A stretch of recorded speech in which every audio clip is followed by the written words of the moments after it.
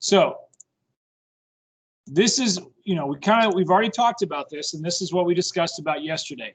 I'm not concerned with us knowing the dates when these were founded, the people who founded them, the populations. I'm not worried about that. I'm concerned about you understanding the themes that religion played a major factor in New England in terms of the diversity of the colonies, the fact that we have 4 colonies and not one just mass colony. The middle colonies were kind of a melting pot of religious and ethnic groups. And the southern colonies is defined primarily by agriculture, the region of cash crops, the region where we're going to have the greatest need for labor in terms of transitioning from indentured servants and Native Americans to slavery. Okay? All things we've talked about. Now, when we look at the formation of these colonies, a couple things you need to know about it in terms of like spatial understanding where things are. The big thing here to remember is that all these major cities that you see on the map are located near water, whether it's a river or whether it's along the ocean. And the population density is going to be much greater in these areas than anywhere else. I'm not saying that people aren't going to be living further inland slightly, but it would make no sense for someone to be living right here in the northwest corner of Massachusetts, unless you want to be extremely isolated. It's not ideal for you to be there. Okay? And so when we are talking about the factors for where these civilizations will be, this region is so heavy on trade that they need to be near major cities for that to take place. Okay? And so as you begin to kind of go through, I'm going to go ahead a little bit. See if I can find the other one. Sorry. Oh, by the way, we'll learn about the Quakers a little bit more. Sorry, I'm trying to find you might be wondering, why is this moving so crazy? Well, I'm trying to get back to it. Okay. If you look at the formations of even the cities in the middle and southern colonies like New York City or Philadelphia, it's located on a major river or it's located on the coast. It's not going to make any difference it's not going to make any sense to have a location be anywhere but along a water source. Okay. So again, we're not going to have any kind of quiz or any kind of like assessment of understanding, okay, when was Virginia founded? That's trivial information. As long as you can understand that we have 3 distinct regions and these identities vary slightly, that's all you need to know, okay? Because as we move forward, when we talk about some of these groups like the Puritans and the Quakers, for example, these unique groups really shape a lot about what happens in these colonies. And over time, as these colonies begin to develop more, they're going to really develop a certain level of autonomy. Meaning what's going to be happening in these colonies is going to look very different than what's happening across the ocean 3,000 miles away. Okay, it's natural that these colonies and the populations living there are going to start sounding different. Their linguistic, tone and the way they talk is going to sound different. Their government structures are going to be different. Their economies are going to be different. And really the identity of these 13 colonies collectively is going to be much different than the mother country in England, okay? And that's important as we move forward. All right, so let's talk about today. And I kind of hinted to you yesterday, for those of you that were on, and even if you were in person yesterday and you've switched, you kind of know what's going on here, okay? So I'm on the homepage for our course, and I'm just going to remind us about this, okay? There's yesterday's recorded session. For whatever reason, it was not embedding originally. Since you are an online section, you're always going to be going where it says online. This is period 5. You do not need to worry about period 3 or 4. And in some cases, what they will be doing is going to be different than what you all will be doing. You may be slightly ahead of them, okay? So if you click on Wednesday the 9th and you go here, this is what you should see. So when you look here, and you're wondering where this reading is that's being discussed, you're going to click here at this button where it says here. Okay. PDF. Yes, go ahead. I can't see your screen. Okay, let me reshare it. Just a second.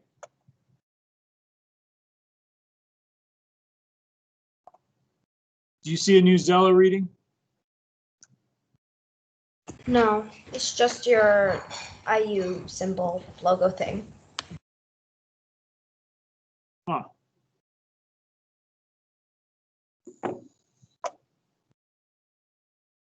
I can see it just fine. Press Okay, the three dots and turn on incoming video. Did you hear that? What Alexander said?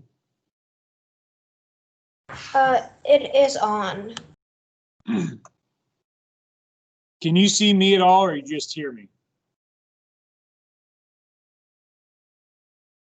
I can see everyone like in the 3x3 grid thing.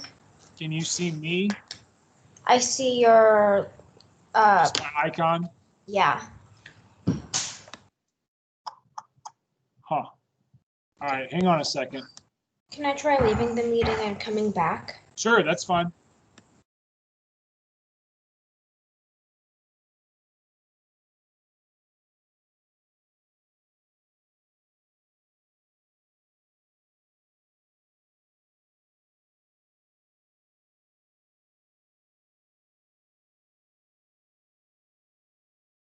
How about now, Maya?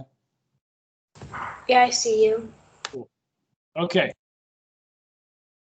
So this is the assignment that you should be working. Now, some of you have already done this. You already said you had started it, okay? This new Zello reading is going to cover themes about the formation of each of the regions. So it's going to talk about the different religious groups. It's going to talk about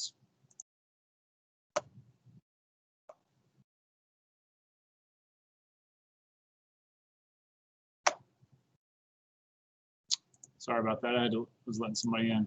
It's going to talk about some of the geographic regions. It's primarily focused on the ethnic and religious groups that you're going to see here, okay? So the Middle Colonies, for example, is going to reference Quakers, which is a name of groups that you may have already heard of. There's a Quaker Society actually here in Bloomington, if you didn't know that. There's a Quaker Meeting House here in Bloomington. It says Society of Friends on the outside of it. Quakers were a very unique group in this time period because they believed in equality. They were against slavery. Quakers were pacifists. They are still pacifists. Very different than a lot of these other groups that we see. And they were primarily settling in Pennsylvania, okay? And then you're going to look at the Southern colonies in terms of the fact that its diversity is based more on the fact that it's a farming region rather than what takes place in the others. Please note, because sometimes we don't do this, you need to scroll down and see that you have questions that you need to be submitting, okay? That's important because the assignment itself that you're going to be turning in is the completion of the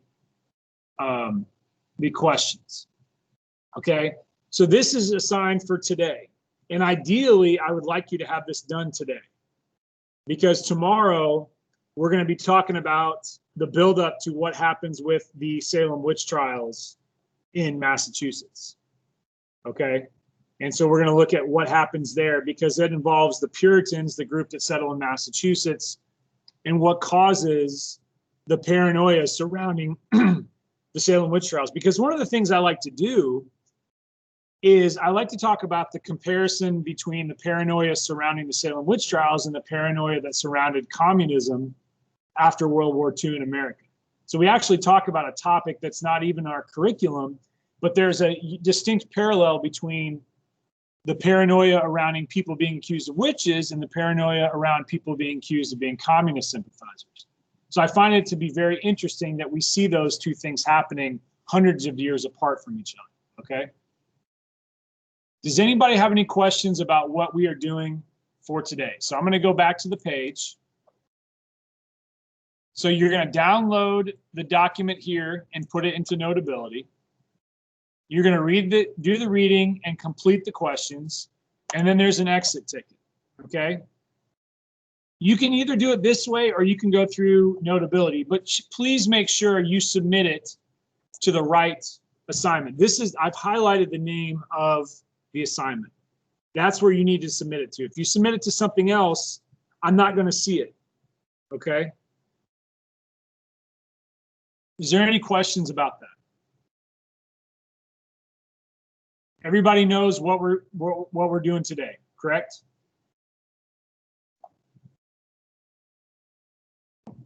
All right. Last thing I want to talk about. I really tried to get a bunch. I'm going class by class with the National Parks projects. Okay. So I have period 4 pretty much done. I'm going to work on period 5 and period 3 about at the same time, but it probably will be a couple more days before I get them done. All right. That shouldn't be, it should be something that you have to be understandably patient with. Okay. This is not a normal setting. And even when we do major projects, you have to understand that I'm grading 78 of these. And in order to give you the due respect that you deserve for the projects, it takes me some time to grade them. But I want to show you something here. All right. This is very important because I'm concerned about communication on Canvas not being a two-way street here. All right. So when your project's graded, the first thing you're going to note is that there's going to be a grade in Skyward. That will tell you it's been graded. But if you want to see a breakdown specifically for the points, you're going to need to look at the rubric when it's graded. Okay? I have not wavered from this at all. So your point value will be based on your research. If you do not get full points, I will explain to you why on any of these. If your bibliography is not in an MLA format, I will explain why and you won't get the points for it. Okay? But here's the most important thing. I will be giving you feedback on the slides and in the rubric. You have to be responsible for addressing those corrections that are needed and doing the corrections. If your grade is a 16 out of 20, and I told you exactly what you need to fix, if you don't fix it, the grade is not going to be adjusted. I hope you heard that. If you do not go in and make the changes to resubmit, I'm going to make a video about this. Your grade will not be adjusted, all right? Because I've given you the feedback that you need, but if you're not making the corrections, then the grade's not going to change, okay? And I need you to understand that. And additionally, I'm going to repeat this again for some of you. I still don't have notes from people. I still have incomplete notes. I still have screenshots of websites that are not notes, and I have made those comments multiple times now. I have sent multiple Canvas messages out to people, and I have still not received those from some people. I can't do anything in Skyward with your grades until I have those, okay? So I just want you to understand where I am and hopefully you understand that and what you need to do in that scenario. Is there anybody that has any questions about anything we've talked about?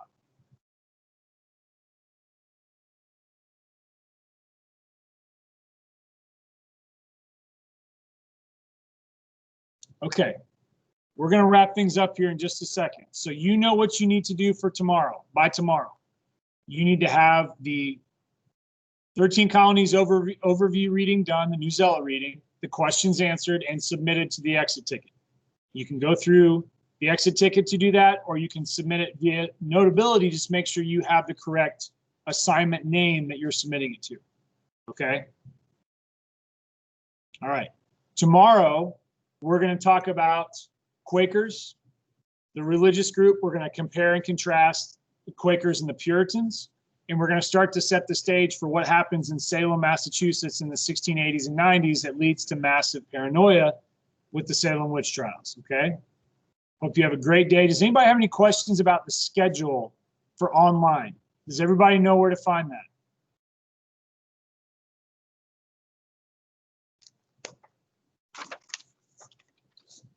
Talking about this. right here, this schedule.